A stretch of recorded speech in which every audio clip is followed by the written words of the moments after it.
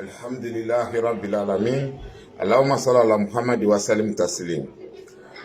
On a le 16 octobre 2019 à Abidjan. Madéo lo dunya fan bela genolo. Ameriki jamana ka France jamana ka ne Afriki. Je belo harabu jamana lo ni ala Chinois jamana lo abadi manjo. Nyafula ni shama ya fulili. Kawe ka jo ke kilana sebaluye. Madéo lo koma jona li. Allah subhanahu wa ta'ala mo dolu danga wala nalo. Allah kila bana sebaluye mo dolu danga hadisila. C'est français balu, Lazara c'est balu, au lieu de l'udanga, mosquée belagenola. Shama ni le miliki amatando yama, yokuma la meki rekorosi kabola. No jukata sore la minu foto ini.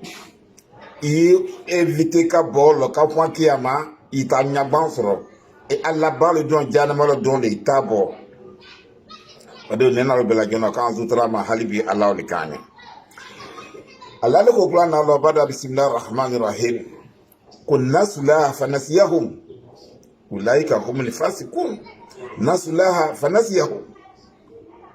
Ko umgaminu ko to fotoni ko luluka yire nyana Allah ko ala don yire nyana Allah don ga yire nyana oluko. Ala te nyana na mo ko mankoro ko to atigi kisi atigi sa nina kirilo ko to hejansro sababu yali alaka yi ol bebe do ima kalabango jugu yali ka kaweki sani hamini gamili o foi tate hejan kolo mo min to foto ini ena lu bela jeno kan de ki mefima Allah le kanya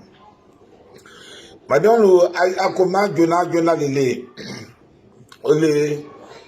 ashirku billah mo me fengre tala shamalu ala kala nyamima ilo fon kelate e an se kala laliye an fala lali ma kunjema fengre ile bro ikoku ile jema minde alali ye kafriya idangani no kirabanya noka afala leko iyaka na abudu wa iyaka nasta'in an lalali batula an se kunyina ile lefe ni hiraje kolo an se kunyina ile lefe na shana mo fa balunya an se kunyina ile lefe ni shana bagbalunya an se kunyina ile lefe fa na ya leka dengole na musoko le na noto ere bu jamana ka njema ni leka we se français la ko ala jema e ka won ko joti le yolu ko lu jema ele kafrele de jana maitebo ina lu bela jona alanzu trama o molu dangani no ki la banye nonka ana ala bro subhanahu wa ta'ala abanu ko mo minu dangani on fo ba kwa na mo me ike na fembere la kike imala walima ifala walima weju kaburula walima kike alikambala walima kike femofe kila semo dola walima meleke dola yedanga kula nalo yedanga kibabe adanga ika e fala lalima wallahi billah nyenge alala nga wallahi billah tulungeta ni fanya fata ole adabla ko ni vitini wallahi billah e kamo mo jila wan fe jolo sunno mo kurno fratila ko ni vitini be wallahi billah ko brebrete ko sawelu ike alala nga nana ko litani ke na alala ifo arrêter ni son ka fe mo lu doya ka fe mo lu sonya ike ngo so mo la vitiale a mo lu tromper ka fi ike alala nga nana ke no o mo o ke ba dangani no ikike fe ngala dangani no wala fala de e fala lale ma Allah ni ka de on dima nya sunu ye Allah ni ka de on dima nya sabaka tu voka misikina don doma Allah ni ka minge nya minge ye ele ta fo weju kabru ma ko ni ka dizro wali man ni ka visa so kata a France ya ke weju kabru yeta weju kabru bla kongo loki ya ma o ke jujeli ele mi ta ya se beja wa ma kafara Suleiman walakin shayatun kafaru yu'limuna nasa sihra donc ye krok ye ko ke dugune ke be a dinalo wa man yushriku billah faqad harrama Allahu alayhi aljanna e fala lale ma la ni ka minge nya mingi ye jema ni na lale fe imaji alale ye iseke alale ye isha alale nya alale mo ne ka fo ko alla ko ta fo la bunya ima aka fo ko alla ko ta ile fasi aka fo ko dunya masa do ko ta ni sodia mo ni ka kete dangani no ala nya don ka kila mo be ni no ka kata flada do jula o dangani no kata koloti ti fa koloti ke mo lula akala kramo ya talewa akala toneri sitalewa olu dangani no minu mo lu tokotala kata di kramo luma walima tondigi ma kwa ko jungela olu dangani no minu dimina tala ko ka dimina keliye eli do na kata mine me tala kramo ke fe ko ka dimina ngenye o dangani no dimina do mingu don dimina kala moliye o dangani no ele dimina kala ko do mol na kata mine ala be saba mande o mo minu wela bola gina moliyalo ko kanga daga ta webo gina moliyalo ala kira bate madina atete gina moliya kala anya jengana kala mo kabla o ko suwal kala o ikala ni kafriyale le asika we fata salata a bon fa wela ka kubalu ke abebela siri kafriyale le ele minga ta fe ko okiye ele bu kafrile idangani ale mingu kala o gudangani nonfo alanzu trauma wasil alako watakulaha wasiliho zata benikum mwaminu dangani yonfo mwaminu morte kiana kamuso losu kui bachelo alimakache losu kui bamusulo kabla lulu yekere ile ole de ita mwolu bekirima ele nanu koma le contre kama olu fra inona ole kere ile ta barare na mimu ekati isita kando foye ekati isita kando foye I telefonanta kamuso kiri koche mineka che mineke kaulo she achema wale ka che kiri kaulo she amsoma idangani no danke babe ya dangaika alabu ya dangaika meleka lu ya dangaika sefa sebalu ya dangaika mobe ya dangaika ni madablade mo même rôle tiana kwani idangani no dango tosi bala quand dabla de imol la dane kakabla lu la da ka fu normal la da ka ba de mal la da ala ya jo yesu nitri kila ya jo yesu nitri ngadi mo minga mo lu fra nyona alika ke tian kole idangani no sunitri alika ke kara mo akomale obani wo doro o dangani no ami magadangani no me la dana o dangani no e la dana kata kadina o dangani no e la dana minya o dangani no grosi siminu talata regional la lu dangani no katan le makinon la mangazan no la lu dangani no agrosi siru dangani no me ya no tala tege la fa o lu dangani no même o servila la o lu dangani no e tala kata de mo ma o dangani no mo ma chi la kata ni le o dangani no mo me sana kam o servila o dangani no aka fa ko doro daga fa ko doro fɛn mo hakili ɲagami o kɛla zrane wa o kɛla fladine wa o kɛla drogile wa a kɛla drogile wa a kɛla yirijile wa fɛn o fɛn to ile boy hakili kan o taba bɛ dangani nɔ siamaya ko ten o le fɔla ko k'a dabila o dangani nɔ o bani wɔ mɔgɔ mɛ cɛ minnu mɔgɔlu musolu lɔ tiɲana bi ka taa muso ta k'u fɔ furu la ja i tɛ fɔ furu la furufɔn tɛ se la di la sanɲɛ kelen sanɲɛ fila k'u y'a muso furu i tɛ furufɔn di la i t'a ni lɔ tiɲana i tɛ gbɛsa mɔgɔlu denw lɔ tiɲa ɲanɛ a ka debila sɔrɔ ma i bila i t'a dɔ gbɛ salan fɔ a ka dɛsɛ wa sɔrɔ t'aw bila i t'a dɔ gbɛ salan fɔ kun wɛrɛ tɛ la a dɛfo de dɛbɔla muso la e bɔli lele la i dangani nɔ i ka muso ta i muso furufɔn di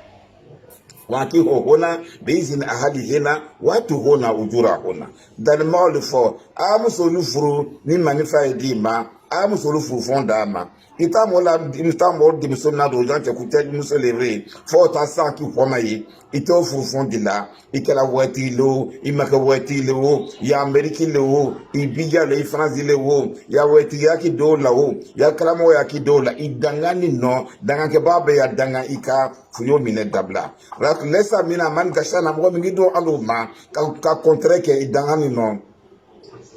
yo dabla aha o mainde olu dangani no mo mi no batra ko so alu ke la vrai olu dangani no e mo me muso kuna chana chema o danga ka fo muso ma ko yiba chelo o danga ni no mo mi bana do mi so won de la muso ma ka ta di sumo ba ma so fe o danga ni no mo mi bana bozala de la amso ma du ziye nka ta ke mo le mo mi de ke la krokro londrule nasro o kali nga fo ma ke ki ba bozala de la muso ma ki ba dominique de la ma ki ba hakri to la lo o dangani no ki la banya no ka sallallahu alaihi wasallam fa ta soro mo mi de ke la longure na la banali longure na la ni baratiana o kadoli nga no te longu foite ile banon le guma o dangani no ki la banya no ka sallallahu alaihi wasallam taslima. Tiens, et ils sont fondi. Sous minuit, c'est 23h, c'est. Et là, il y a la Soumourbal Honga. Horon, à partir de 20h, qui est de Bona. Et les mecs là, clairement, ils étaient baraka dialo, ils étaient wajuluke dialo, ils étaient ici grand là. Wali meta yala Soumourbam solo fort. Minuit, bena, il est sur le clairement. Mousso, au kérom là, ni bon là, yala la Soumourbal Honga. Au dangani no kwa l'udabla. Qui basi momi bana sekala lere la o dangani no mi bani suna o dangani no mi bana hejima o dangani no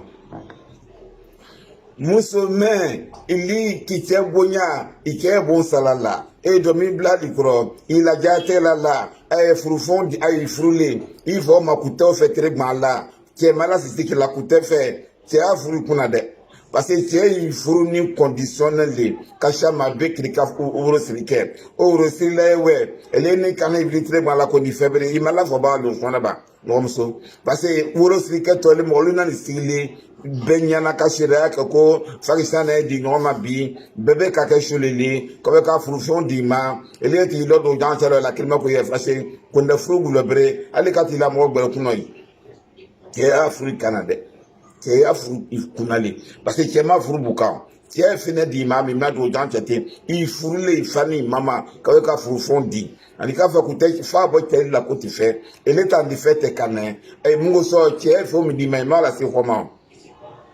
kame saba mahalibi alao likanye muso kiba domini dilike ma o dangani no ki ko ku ka boken maka yala kunanka yo ke la o dangani no ka sutre ke la o dangani no ka telefono ta ki ke lebu frasa solo o dangani no ki ke ni o dangani no ka ti ana fosonya o dangani no ka sutre la so o dangani no ki bule domini ke yero kun kale silindo o dangani no ka akala jala da ke atoke atinyalo kwikela wati benya yo o junyalo nyake titi chela idon ko kam so bereta ele do ni nyala jiriye o dangani no alanye donka o dangani no klasmo benye donka o dangani no yini namle nu hom so jana maji o sile namle luti so jana ma o no muso be fangi nefe chela ba ko tara jana ma lo kata muso shama basro yi o lumine ke o lete mineve kata ka chelu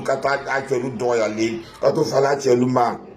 kata zili kun mahela soro ife mo muso ni mominga budala wala mome ani me asuri nyona kata ne dililema ne mahela ji ye ala doya ngom su yeshama ya doya idangani no sunitre kikun ichema lakila ngaka gboya nyete idongo ko ka musubereta idangani no wali mache musubereta kache ni toro adala ko musu nanita muso ikate ka muso breta fama ye muso breta te basile neta su wa to no lale ite ikemnge ne sulo wa ke ise bonzala la idomnike idomsongo de ma ile ulu fala na ko ye muso breta nge ile o nie ama Aisha ka asham so nie kirabatre la sallallahu ala kirabaka kalukringe ka le dula to ka Aisha ske atokumana fe atofite la fe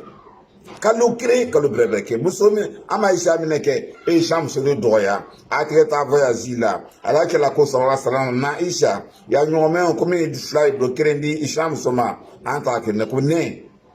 sro kam so de on na nyome do ma e o mo le fo ke la ko kutala gbe fo bre ke la ka le do la kalu kire na mo mi sham so nion la telefonon la amalaki la ili ke kunyami mai ke furutene ele na on yendi ka ko ke dan ale ba de on na lu bela gena jugum ne foni an do krosi ne na lu be kan sin na ka ba ko kron ma Allah wali kanye ali bindi Allah ka yi san da gbe da ma halibi Allah wali kanye ama don lu dunya jewo je ka kana da amala gena ma Allah wali kanye an ti amata ba ko to ko nya Allah kaye kana bela jono sutra ka bojanga so wa minu ma ko to ani ala kre ka molo halibi ala wali kanyen soli ربنا اتنا في الدنيا حسنه وفي الاخره حسنه وقنا عذاب النار وادخلنا الجنه الفردوس مع الابرار يا عزيز الغفار يا رب العالمين سبحان ربك رب العزه عما يصفون وسلام على المرسلين والحمد لله رب العالمين ان بيجاكابو فام بفه على يانجما لما فيديو مينغ بيجا Allah subhanahu wa ta'ala Allah ji san da bure na ma ba de man be don fa be fe assalamu alaikum wa rahmatullahi ta'ala wa barakatuh